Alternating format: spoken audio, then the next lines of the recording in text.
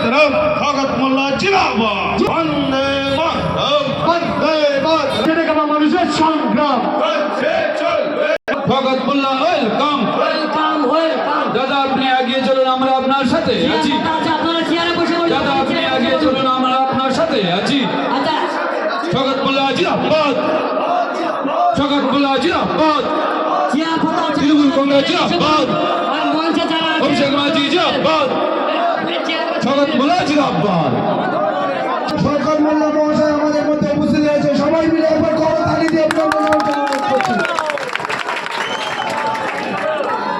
এখনো অনেক দূর আছে এদিকে আমাদের মেন রোড আর ওদিকে পিছনে এখন অনেকটা দূর আছে আমি প্রথমে ধন্যবাদ জানাচ্ছি ভাঙড় বিধানসভা তৃণমূল কংগ্রেসের যারা আমাদের দলের নেতৃত্ব আছে কর্মী আছে সমর্থক আছে তাদেরকে প্রথমেই আমি ভাঙড় বিধানসভা তৃণমূল কংগ্রেসের পক্ষ থেকে ধন্যবাদ জানাচ্ছি আমি এখানে যারা আইএসএফ আছেন আজকের এই ছেলে গোয়ালিয়া দাঁড়িয়ে আমরা কয়েকটি কথা আমি আপনাদের বলতে চাই। আচ্ছা আপনারা তো পাগলা কুকুরের মতো হয়ে যাচ্ছেন কেন? আমরা 2023 সালের পর থেকে এই ভাঙড়ের প্রত্যেকটা গ্রাম পঞ্চায়েত তৃণমূল কংগ্রেস ক্ষমতায় আছে। 2023 সালের পর থেকে পশ্চিমবাংলায় মমতা বন্দ্যোপাধ্যায়ের সরকার ক্ষমতায় আছে। আমরা তো কখনো কোনোদিন তৃণমূল কংগ্রেসের যিনি বিধায়ক আছে তাকে গালাগালি করিনি। তৃণমূল কংগ্রেস আইএসএফ এর যে বিধায়ক আছে তাকে তো গালাগালি করিনি। এখানে আপনারা জানেন যে আমাদের ছেলেরা কোন আইএসএফ এর নেতা কর্মী থেকে শুরু করে চুনো চাঁদা যারা আছে আমরা তাদের গায়ে হাত তুলিনি। কিন্তু আজকে যে একটার পর একটা ঘটনা আপনারা ঘটাচ্ছেন একটা জিনিস সবসময় মনে রাখবেন, কুমোরের ঠুকঠাক আর কামারের এক ঘা, এটা কিন্তু মাথায় রাখবেন। আমরা একটা কাজ করতে পারি না, আপনারা যেটা পারেন আপনারা বাংলা জুড়ে এই প্রতিবাদটা হওয়া উচিত বলে আমি মনে করি। কাউকে মেরে নয়, ধরে নয়, কারণ গায়ে হাত দিয়ে নয়। আজকের মুসলমানের আবেগ নিয়ে যারা ছিনিমিনি খেলা করছে, আজকের মুসলমান সমাজটাকে যারা ধ্বংস করছে, আজ নিজেকে যে নবী বলে দাবি করছে, যে বলছে আজকে যে যদি রাজ্য সরকারকে যদি সমর্থন করো তাহলে বেঈমান হয়ে যাবে, কাফের হয়ে যাবে। কি বেঈমানের ঠেকা নিয়েছেন না তো তুমি? আমি ভণ্ড মুসলমান যারা আইএসএফ কে সমর্থন করে আমি তাদের ধিক্কার জানাই। আজকে ভাঙড়ের মাটিতে গত 5 বছর আমি তো আজকে চ্যালেঞ্জ করে বলে যাচ্ছি, সে ছেলে গোয়ালিয়াতে বলুন 1 ফুট রাস্তা করেছে যদি দেখাতে পারেন। আমি অন ক্যামেরা, এতগুলো ক্যামেরা 20-30টা মিডিয়া আছে, 1 ফুট আমি বলে যাচ্ছি ছেলে গোয়ালিয়া থেকে আর কদমতলা পর্যন্ত নাগরঘাটে আমি চলে যাবো। চ্যালেঞ্জ, আজকে চ্যালেঞ্জ করে বলে যাচ্ছি। সারা বাংলায় 31টা বিধানসভা আছে, আমি 30টা দেখে আসুন আর ভাঙড়টা দেখুন।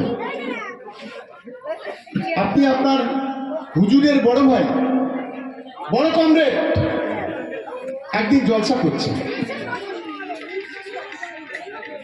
না, একদিন জলসা করছেন, পাশে কয়েকজন মাথায় টুপি দিয়ে বসে আছে, বলছে এই ভক্তরা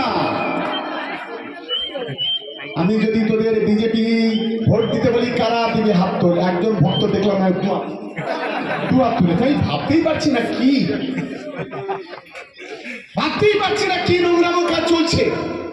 যে বিজেপি আজকে গোটা দেশ জুড়ে মায়ের ইজ্জত দিয়ে ছিনিমিনি খেলা করছে, যে বিজেপি আজকের উত্তরপ্রদেশে গ্রামের পর গ্রাম মুসলমানদের বুলডোজার দিয়ে ভেঙে দিচ্ছে, যে বিজেপি যদি উত্তরপ্রদেশে কারোর বাড়িতে গোমাংস থাকে তাকে খুন করে দিচ্ছে পিটিয়ে, যে বিজেপি দিল্লির রাস্তায় নামাজ পড়তে দিচ্ছে না, বিজেপি পুলিশ গিয়ে পেটে লাথি মেরে বুকে লাথি মেরে তুলে দিচ্ছে, আর আজকে তুমি ভাঙড়ের বিধায়ক হয়ে আর বিধায়কের একটা বড় চামচা হয়ে আজকে সেখানে মুসলমানদের আজকে বিজেপিতে ভোট দিতে বলছো? লজ্জা করে না? আজ শানপুকুরের মাটিতে যেখানে আজকে সভা করছে, যে রাস্তা দিয়ে হাঁটছে, এই রাস্তাটা মমতা বন্দ্যোপাধ্যায় তৈরি করেছে, তৃণমূল কংগ্রেস তৈরি করেছে। তোমার এই 4 পয়সার ফোজা এটা তৈরি করেনি আইএসএফ এর দালালরা, এটা বুঝে নিয়ে যাও। সেই আমরা ছোটবেলায় যখন রাস্তা দিয়ে যেতাম না, ফটো 3টে কর্মীকে দাওনি। এই ভাঙড় বিধানসভা 3 লক্ষ কর্মীর গায়ে তোমরা হাত দিচ্ছ, এর ফলটা কিন্তু তোমাদের একদিন পেতে হবে। এটা অন্তত তোমাদের মাথায় রাখা উচিত। কি আমাদের ছেলেরা লড়াইয়ের জন্য তৈরি তো? এদিকে তৈরি? কথা দিচ্ছেন তো? আচ্ছা, ভণ্ড বিদায় হবে? এরা আবার তো শুনতে পান না, আওয়াজটা একটু জোরে তুলতে হবে।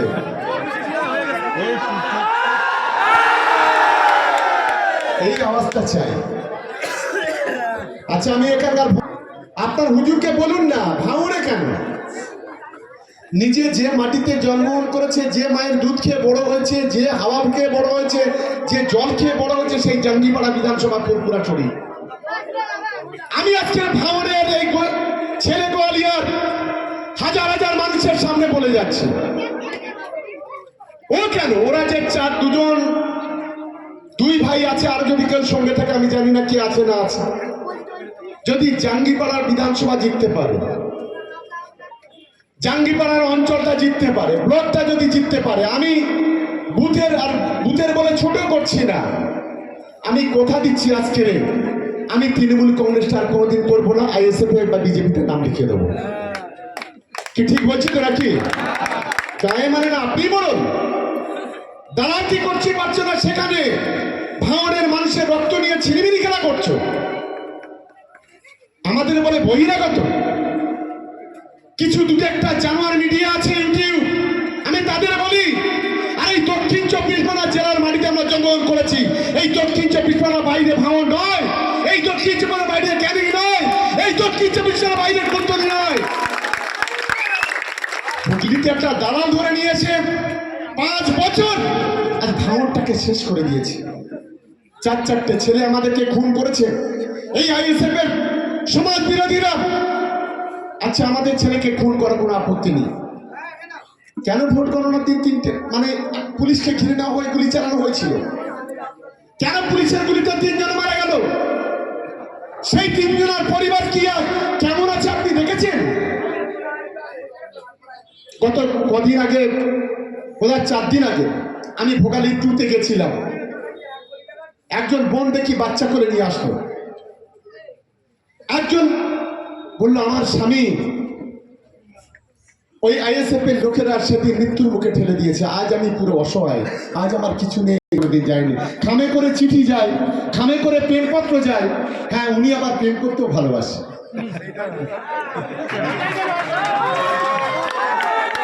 আচ্ছা, উনি প্রেম করেছেন কারা কারা জানেন একটু হাত তুলুন তো দেখি।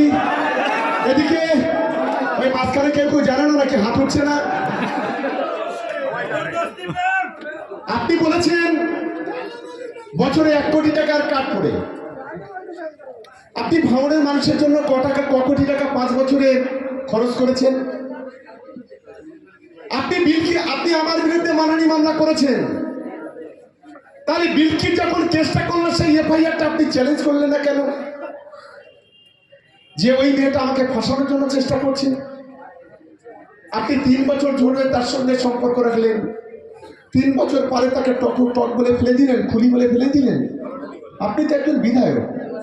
আরে আমার মেয়ে এখানে 5টা ছেলে প্রেম করে, এ করে সে করে, আলাদা প্রশ্ন। আপনি একজন